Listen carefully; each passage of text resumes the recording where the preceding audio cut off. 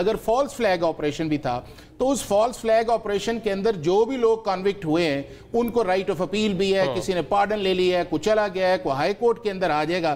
تو کیا آپ نے کس چیز پہ انکوائری کروانی ہے؟ آپ نے یہ بتائیں کہ کون سی ایسی انکوائری ہے جو 9 مئی کے اندر ایسی ایک ریکوائرڈ ہے کہ جی یہ انکوائری ہونی چاہیے کہ پتہ ہے کیا یہ پی ایم ایل این نے بھجوائے تھے، آپ نے بھجوائے تھے یا کسی اور نے بھجوائے تھے؟ ایک سامنے آپ کا ایک ایکشن آیا ہے. لیکن چلیں پلاننگ پہ بات کیا ہے اس میں؟ نہیں، یہ جو حافظ صاحب نے فرمایا یہ تو مور ریزن ہے کہ انکوائری ہونی چاہیے.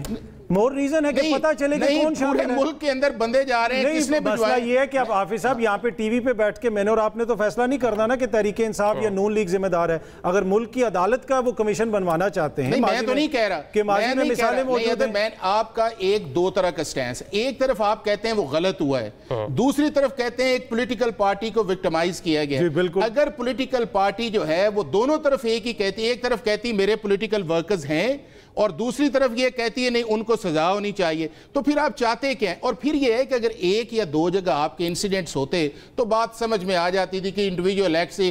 اگر پورے ملک کے اندر 62 جگہوں کے اوپر آپ جائیں، پشاور سے لے کے لاہور تک، لاہور سے لے کے میاں والی تک، تو کون سی ایسی فورس تھی کہ جس فورس کو اب آپ آئیڈینٹیفائی کرنا چاہ رہے ہیں کہ اس کو بھی اس کے اندر لے کے انویسٹیگیشن کا ایک معاملہ ہے، وہ انویسٹیگیشن ایک حد تک گئی ہے. دوسری نہیں مجھے نہیں، اگر 4 ججز بیٹھ کے انڈیپینڈنٹ کمیشن بن جائے نہیں، کیا بنائے اس کا کیا ٹی او آر ہو؟ یہ تو اچھا وہ جج بیٹھ کے نہیں، انڈیپینڈنٹ کمیشن تو آڈیو لیکس کے اوپر بھی جب گورنمنٹ نے بنایا تو اس وقت ساروں نے سٹے کر دیا. اس دیکھیں نا کہ پہلے ٹی او آر پہ ایشو آئے گا، پھر لا کی جورسڈکشن پہ آئے گا، ٹھیک ہے. کم از کم اگر واقعی انڈیپینڈنٹ نام ہوگے، شفاف نام ہوگے کمیشن میں تو سب لوگ اس کو اون کریں گے. کیا نکالنا چاہتے ہیں کہ پلان کس نے کیا؟ نہیں، پلان کس نے کیا؟ اگر سیاسی جماعت شامل تھی، یہی چاہ رہے ہیں. تو یہ چیزیں جو ہیں ابھی تک تو حافظ صاحب جج کیا کرے گا؟ نہیں حافظ صاحب ابھی تک تو ہم سن رہے ہیں کہ پولیس والا ٹیبل کے نیچے بیٹھا تھا، ایک چکری میں کھڑا تھا، اس نے یہ سنی. ابھی تک تو ہم مذائقہ خیز باتیں سن رہے ہیں. آپ جو ہائی کورٹ نے ضمانت میں